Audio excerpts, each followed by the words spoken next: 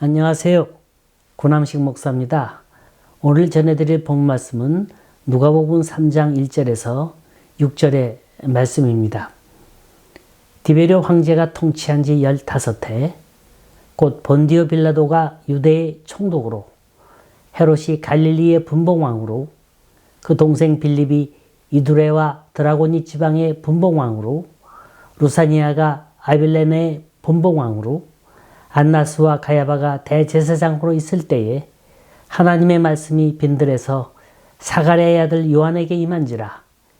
요한이 요단강 부근 각처에 와서 죄사함을 받게 하는 회개의 세례를 전파하니, 선지자 이사야의 책에 쓴 바 광야에서 외치는 자의 소리가 있어 이르되 너희는 주의 길을 준비하라. 그의 오실 길을 곧게 하라. 모든 골짜기가 메어지고 모든 산과 작은 산이 낮아지고 굽은 것이 곧아지고 험난 길이 평탄해질 것이요 모든 육체가 하나님의 구원하심을 보리라 함과 같으니라. 12월이 되면 눈에 띄게 달라지는 게 거리의 장식이에요. 울긋불긋 각종 화려한 장식들이 건물을 밝혀주고 있습니다. 보는 사람마다 마음 설레고 우리의 발걸음을 가볍게 해줍니다. 유대인들은 이 장식을 11월 말부터 시작한대요. 그때부터 크리스마스 때까지 4주간을 아기 예수가 오심을 기다린다 해서 대림절, 대강절이라 그럽니다. 이 기다림이라는 게 그래요. 어떤 일이 일어났는지 아무것도 모르는, 어떤 기대도 없는 막연한 기다림이 있는가 하면 무언가 확실한 청사진이 그려져 있는 기다림이 있습니다. 이건 반드시 이루어져야 할 일이에요. 이건 너무 뚜렷한 기다림입니다. 확신이 있어요. 이들은 뭔가 꿈꾸고 있었어요. 멋진 이상의 시대, 다시는 포로 생활도 없고 고통도 없고 영원한 평화를 누리는 축복된 이상의 세계, 유토피아의 시대가 분명히 올 걸 믿었습니다. 왜냐? 수많은 선지자가 청사진을 그려놨기 때문에. 이 사건은 분명히 이루어진다. 우리가 기다리던 그분은 분명히 오신다. 예언했습니다. 이런 기다림은 뭔가 징조부터 다르죠. 예감으로, 육감으로, 느낌으로 합니다. 구약 말라기서를 끝으로 해서 예수님이 등장하시기 전까지 그때는 선지자도 사사도 그 어떤 종교적 지도자도 없었습니다. 그래서 이 시기를 암흑기 중간사라 이렇게 부릅니다. 말 그대로 영적인 암흑기예요. 그 누구도 영적인 갈증, 답답함을 시원스럽게 얘기해주고 가르쳐주는 사람도 또 지도자도 없었어요. 이때 세례 요한이 나타난 겁니다.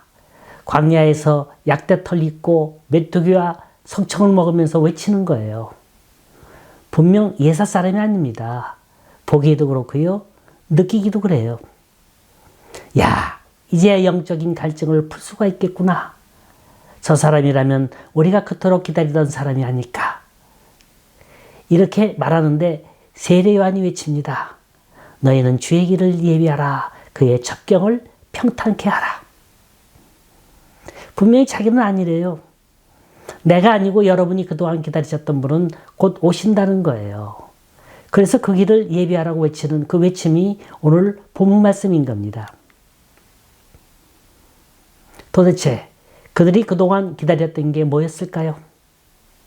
또 세례 요한은 이들의 기다림 속에서 어떤 허점, 어떤 부족함을 받길래 그 길을 예비하라고 했을까요? 이 말씀이 대강절을 맞는 우리에게 어떤 메시지를 주고 있는 걸까?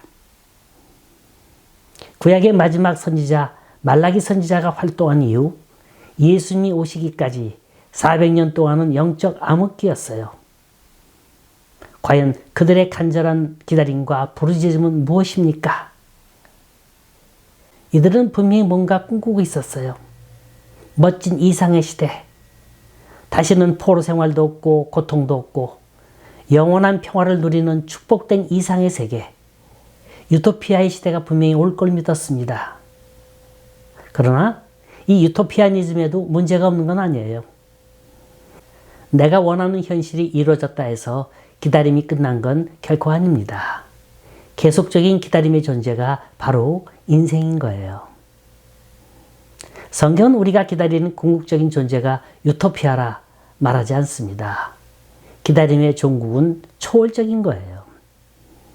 본문 6절에 그 기다림의 내용을 이렇게 설명합니다. 모든 육체가 하나님의 구원하심을 보리라 함과 같으니라. 자, 하나님의 구원하심. 모든 인간이 정말로 기다리는 궁극적인 내용은 바로 하나님의 구원하심이에요. 이 구원은 총체적인 구원을 말합니다. 노예 생활에서 해방되고 배고픔 문제가 해결되고 정치적, 경제적 문제가 해결되는 그런 차원이 아니에요. 더 높은 수준의 차원입니다. 모든 육체가 하나님의 구원하심을 경험하게 된다는 거예요. 동서남북의 구별이 없고 인종의 구별이 없고 언어의 구별이 없이 그 누구에게나 복된 소식을 전하기 위해서 메시아는 오신다는 거예요. 하나님의 구원 약속의 초점은 메시아입니다. 지금은 아무리 암울하고 암담하고 괴롭고 견딜 수 없어도 언젠가는 반드시 우리가 기다리는 메시아는 오신다는 거예요. 우리를 해방시켜 주신다는 거예요. 우리를 자유의 몸이 되게 해주신다는 겁니다. 그래서 이스라엘 사람들은 자신의 희망을 불태우면서 메시아를 기다렸습니다. 이걸 메시아 대망사상이라 그래요. 오늘 본문은 앞으로 오시는 메시아를 어떻게 기다리며 어떻게 맞이해야 하는가 설명해 주고 있어요. 2000년 전에 오셨던 주님, 물론 언제 오실지 모르지만 언젠가는 다시 오실 주님, 이렇게 초림과 재림의 주님을 우리는 어떤 마음으로 어떤 태도로 맞이해야 합니까? 먼저 역사적 시대적 배경입니다. 1, 2절에 나와 있어요. 여기 보면 디베르 황제를 시작으로 빌라도 총독과 여러 사람의 분봉왕의 이름들이 나옵니다. 구태 이 사람들의 이름을 일일이 열거하는 이유가 뭘까요? 한마디로 굉장히 험난한 시절이었다는 겁니다. 이스라엘이 로마의 속국이 되고 또 빌라도의 폭정에서 신음하고 있었으며 나라는 분봉왕으로 인해서 갈기갈기 찢기워져 있었어요. 설상가상으로 헤롯 왕과 같은 사악한 왕이 나타나서 백성들의 마음이 한없이 상해했을 그때, 그런가 하면 종교적으로는 어떤가요? 안나스와 가야바 같은 대제사장, 거짓된 지도자들이 나타나서 교회를 속되게 만들고 알맹이 빠진 부패한 기관으로 만들어갔습니다. 그래서 온 국민 백성들의 마음이 상하고 찢기고 찢긴 그 암담한 현실 속에서 메시아에 대한 소망은 더더욱 불타오르고 있었습니다. 바로 그때 하나님의 소식이 하늘로부터 들려옵니다.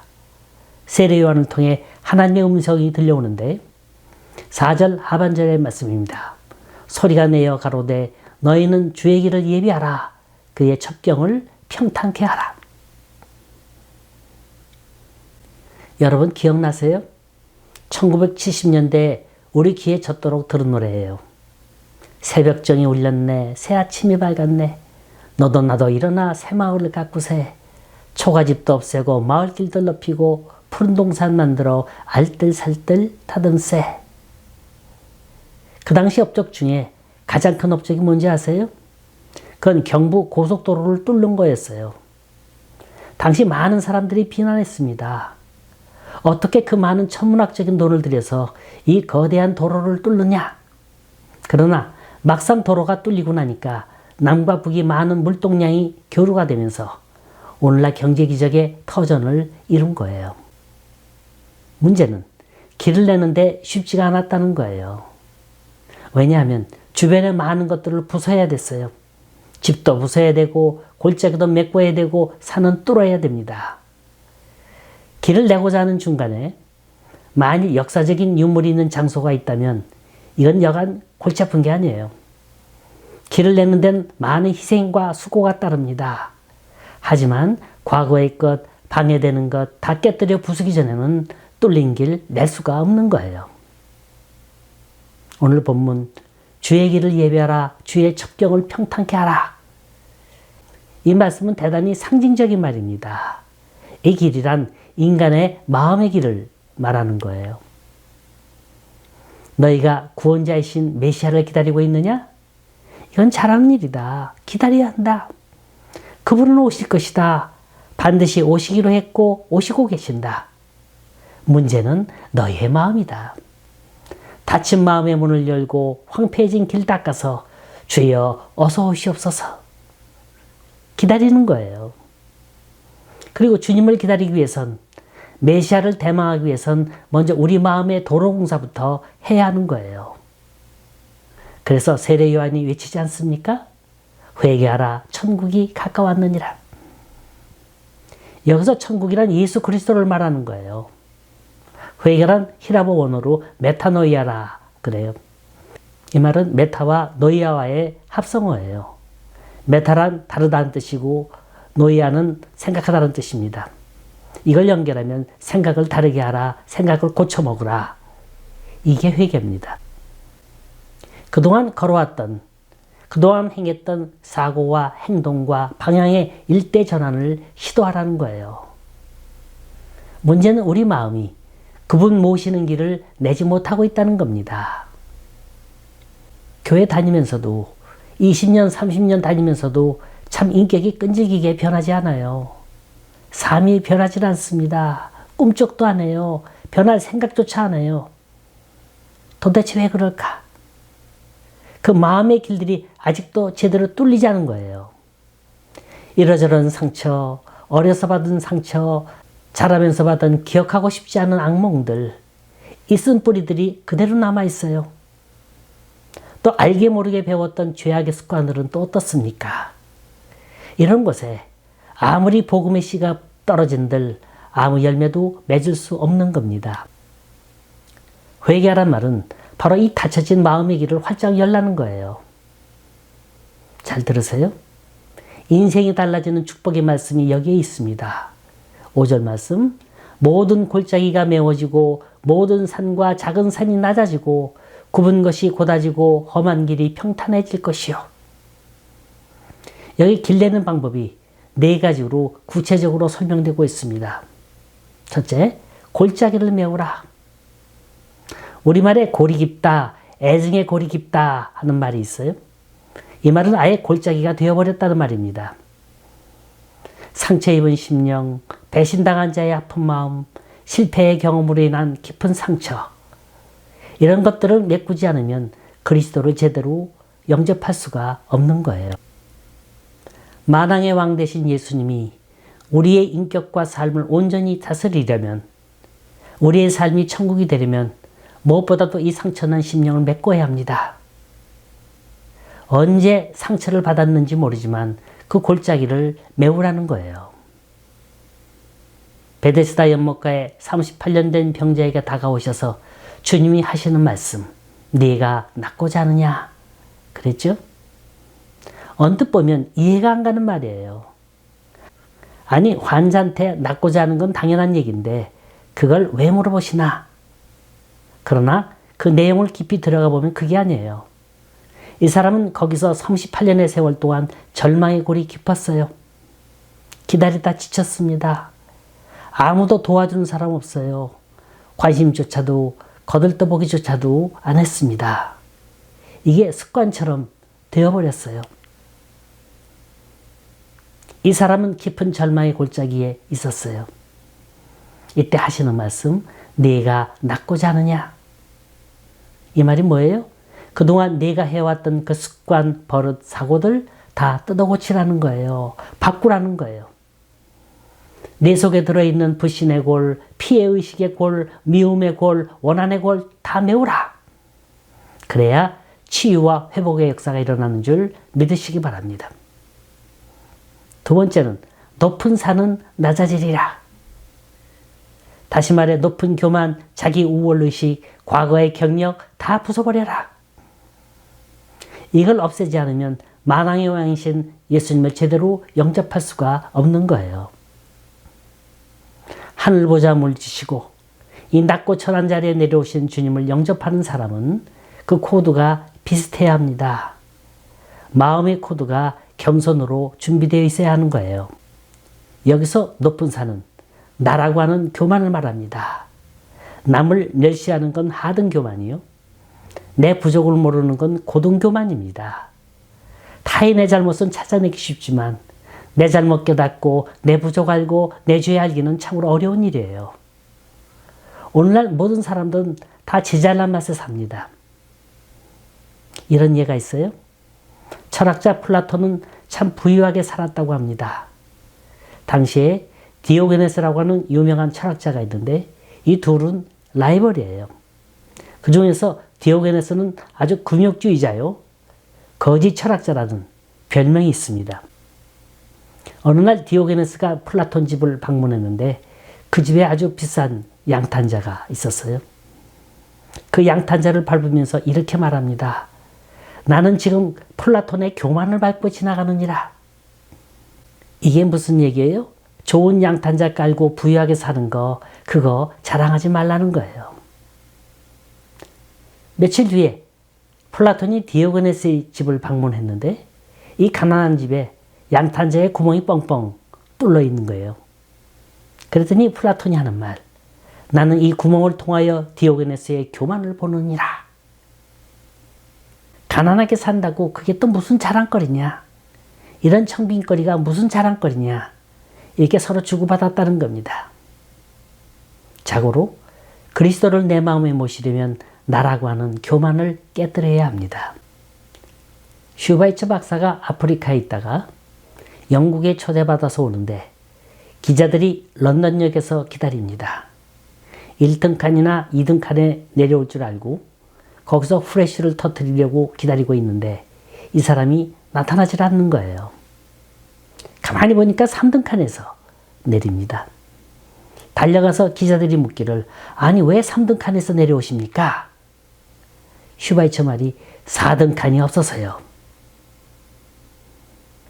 하나님의 은혜와 축복이 어떤 심령에 임하는지 우리는 새겨야 할 필요가 있습니다. 심령이 가난한 자가 복이 있다 그랬어요. 나를 낮추면 그만큼 높아지는 거예요.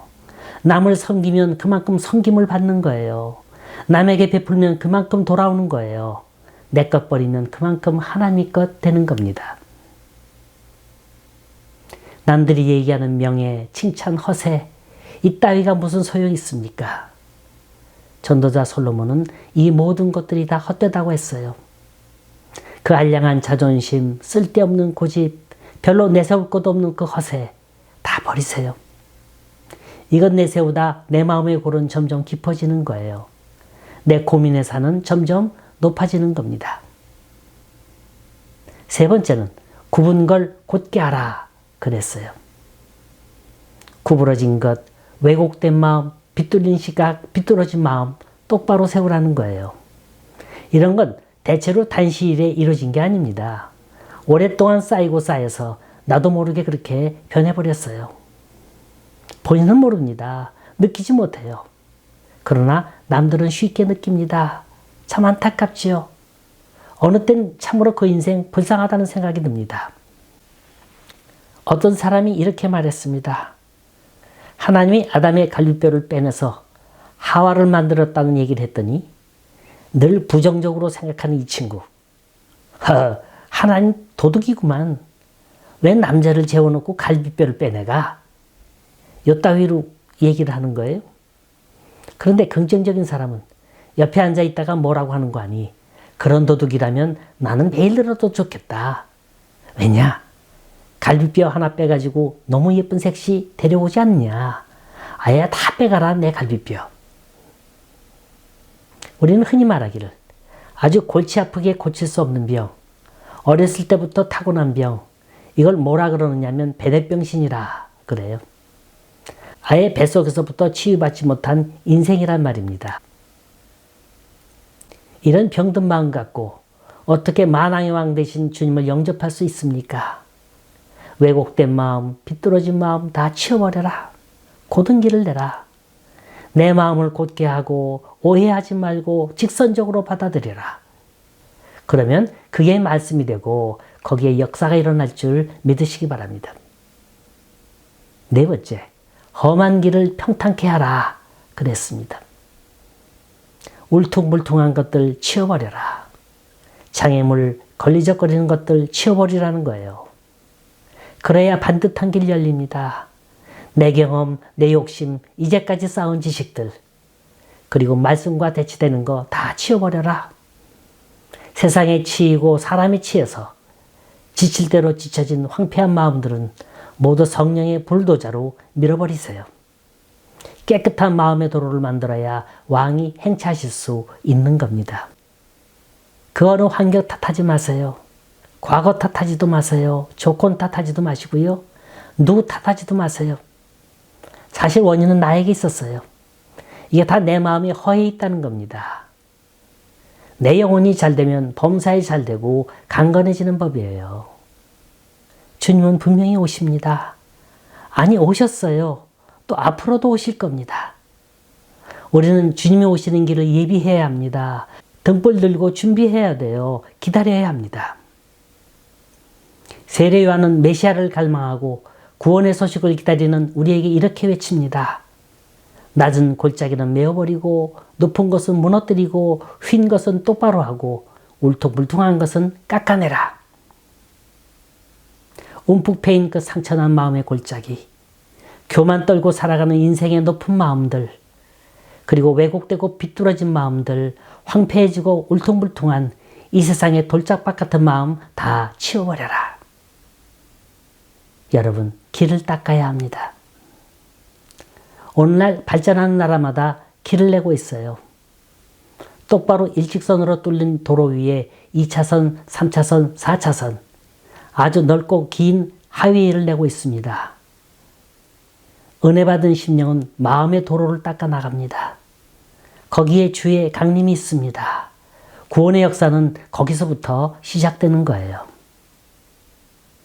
당시의 유대인들이 얼마나 메시아를 간절히 기다렸는지 몰라요. 근데 이상한 건 정작 메시아가 왔을 때 예수님을 제대로 영접한 사람은 별로 없었어요. 그렇게 메시아를 기다리면서도 막상 메시아가 왔을 때 그 메시아를 배척해버리고 말았습니다. 그 이유는 만왕의 왕 예수를 영접하는 마음의 도로가 준비되지 못했다는 거예요. 오늘날 이 세상의 문제가 뭡니까? 배우지 못해서입니까? 경제가 문제인가요? 아니면 정치가 문제입니까? 허나 정치나 경제보다 우선되는 게 있습니다. 사람의 마음에 상처난 게 있어요. 게으름과 무관심, 불신과 교만, 편견과 아집, 이런 것들이 나와 너의 의사소통을 가로막고 있는 거예요. 그렇다면 우리가 제일 먼저 해야 할 게 뭡니까? 환경 개선입니까? 도로 공사인가요? 오날 파는 겁니까? 아니에요. 마음의 도로 공사를 하라는 거예요. 주의 길을 예비하라. 그 첩경을 평탄케 하라. 나와 너 사이에 막힌 담을 열고 하나 되는 역사. 만왕의 왕 되신 예수님이 우리 마음 깊은 곳에 들어오셔서 우리 삶을 놀랍게 변화시키고 이 속에 하나님의 구원 역사가 일어나는 대강절이 될 수 있기를 간절히 소원합니다.